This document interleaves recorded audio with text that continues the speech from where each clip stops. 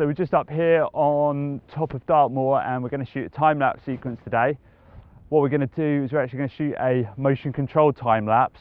So we're going to set up a rig that's going to allow us to move the camera over time and give us a really kind of dynamic looking shot. So we're going to go through the setup, through the kind of equipment we're using, the way we're setting it up, how we're choosing a sort of location for it, and all the settings that we need in order to get a really effective and dynamic looking time-lapse shot. One of the first things that I'll do when I'm looking to shoot a time-lapse is work out my composition. So before I get anything out of the bag and we start setting anything up, is actually take in the surroundings for sort of 5 or 10 minutes and look at the environment and what it's doing and how that environment's changing. And with time-lapse, what we look to do is capture the passage of time.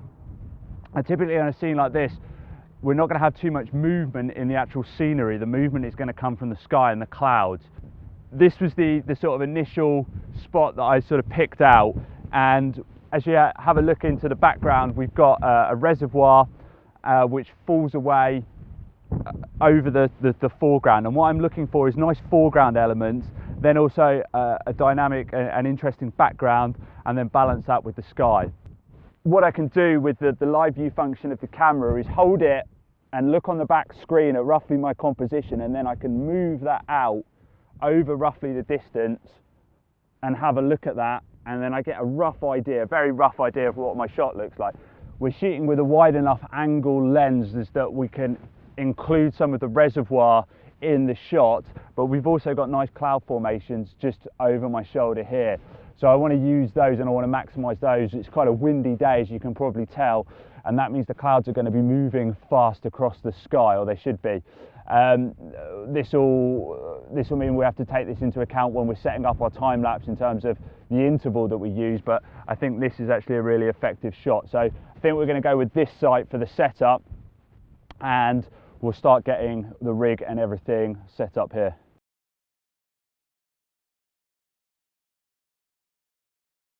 We're using full frame DSLR, so in this particular case we're using a Canon 5D Mark III, and we've got a wide angle lens on the front of this, so this is a 16-35 f4. That's going to allow us to get a wide field of view and capture the sort of scene in its entirety.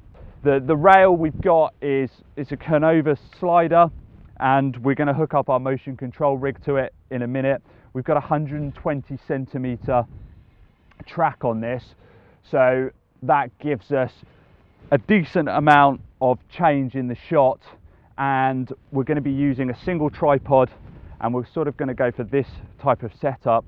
Okay, so what I'm doing now is just attaching the pulley system, and this is the first stage of the setup. So I'm just screwing in the connector here which connects to the sliding plate and allows that to move along on the track. So I want that belt nice and taut, so I'm just going to hold that in place and then just tighten that up, and then you'll see that belt moves along the track nicely. This is a Manfrotto tripod with a geared head on top, standard sort of photography tripod.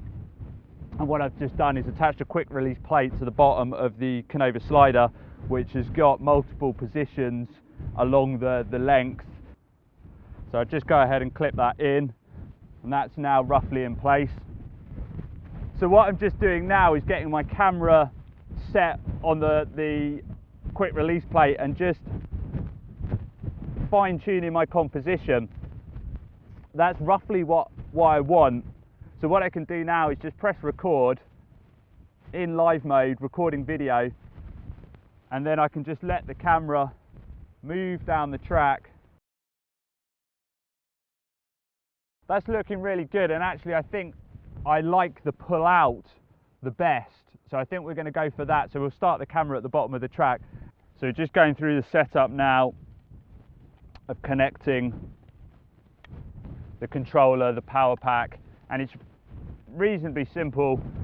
We have the motor here, and we have a base unit here which all the connectors go into, so I've just connected the motor to that. That is then connected to the power pack here, and then I'm just connecting the controller, which is the smart controller here, and then the final connector that we need to connect is the intervalometer, or the cable release to the actual camera body.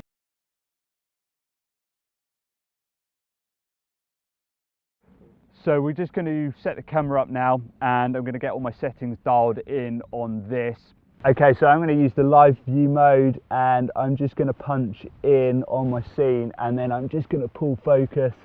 So I'm going to go into 10 times and just make sure that is absolutely sharp, and that's looking pretty good.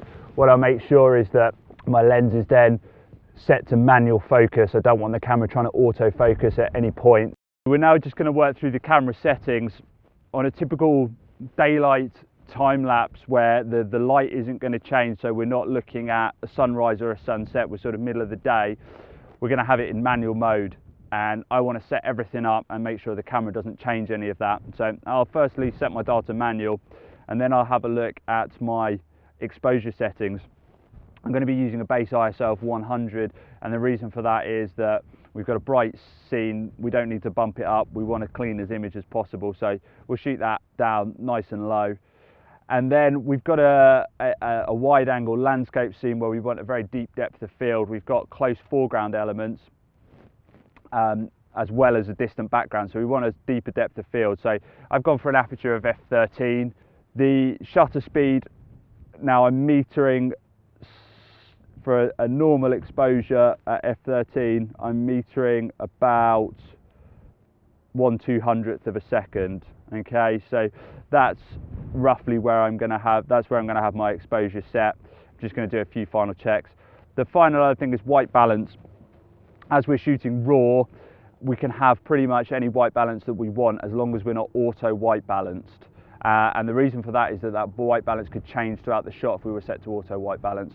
So we want to set that. We've got it set on daylight because we're shooting out in daylight conditions.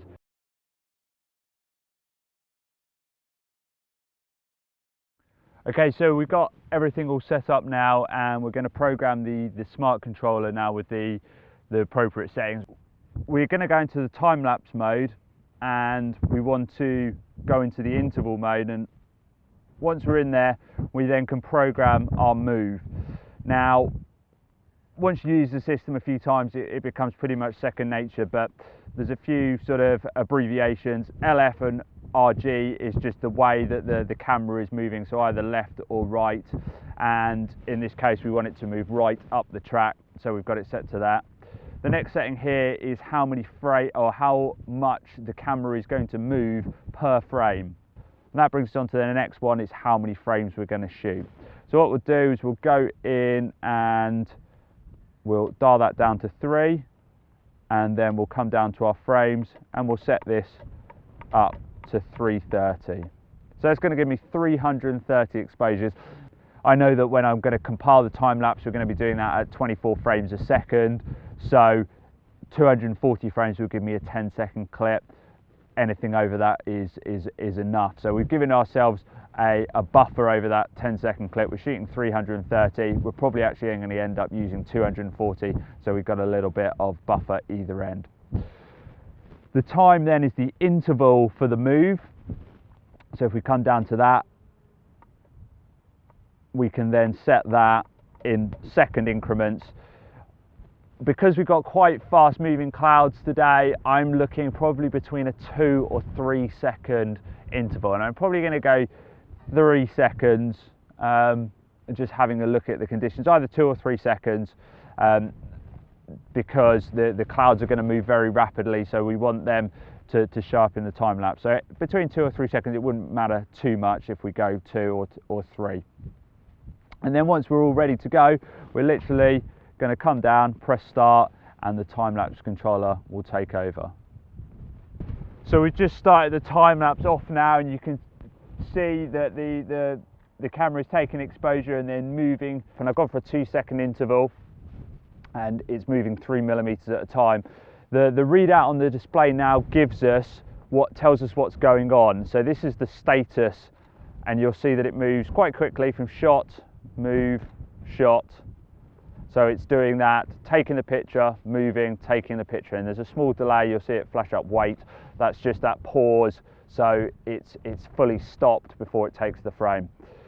The CF is the total number of frames that we've taken so far. So we've already shot 23, coming on to 24 frames. And the total frames is how many we set. So we've put in 330. So we know that we've now got 304 left to go.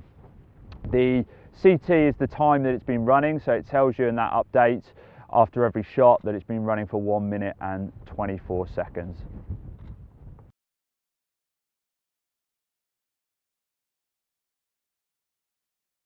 So now that we're back from the shoot, it's just a matter of offloading all of the footage onto computer, then organising it and having a look. So we'll go into our Canon stills folder and we'll punch up the sequence that we shot, and here are all the files in Adobe Bridge. And Adobe Bridge is really useful for looking at the time lapse, because what I can do is I can come in here, hit the space bar to get a full screen preview, and then I can just hold down the arrow key and I can get a very quick look at what the time lapse looks like.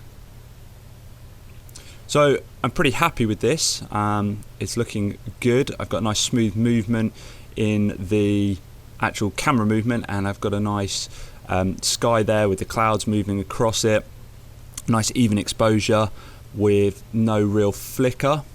So once I've done a quick look in Adobe Bridge, now it's going to be a matter of moving into the post-production workflow, and I'm typically going to use programs like Adobe Camera Raw, Photoshop and After Effects. I'm not going to go into all of it now because it's a whole separate topic on its own, but what I look to do is to grade and work with that time lapse to give it the look that I want. Hopefully this has been a useful video on an introduction to motion control time lapse, and thanks very much for watching. What we're just going to do is finish up now having a look at the final video.